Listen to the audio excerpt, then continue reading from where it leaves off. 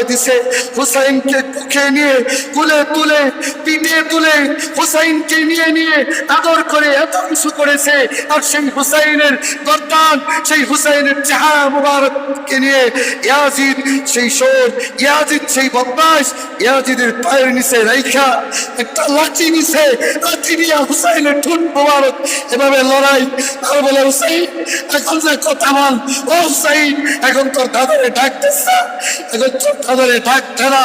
উম্মে সালমা বলেন 21 মুহররমে উম্মে সালমা বলতেছেন যে আমি ঘুম থেকে উঠলাম, ঘুম থেকে ওঠার পর আমার কাছে কিছু মহিলা আসছে, এসে বলতেছে উম্মুল মুমিনিন আম্মাজান সালমা আপনি এত চিন্তিত কেন? তিনি বললেন আমি দেখলাম আমার ঘরে আমার রাসূল আসছে। আয়েশা চেহারা মুবারক মলিন, চেহারা মুবারক দিয়ে ঘাম ঝরতেছে, রাসূলের দাড়ি মুবারক ময়লা, রাসূলের দাড়ি মুবারক ময়লা হয়ে গেছে।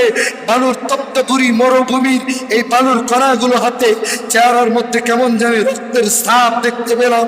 আর শুধু বললেন আমার হুসাইনকে এমন কেন করলো?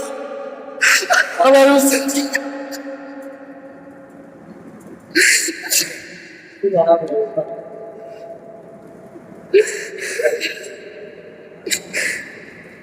নবীজি বললেন আমার হুসাইনকে কেন কষ্ট দিল?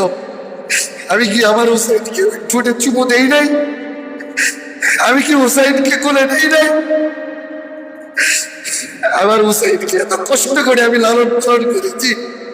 উম্মে সালমা আমি কারবালায় গিয়েছি, উম্মে সালমা আমি কারবালার অবস্থা দেখেছি, আমি থাকতে পেলাম না, আমার হুসাইনকে শহীদ করে দিল।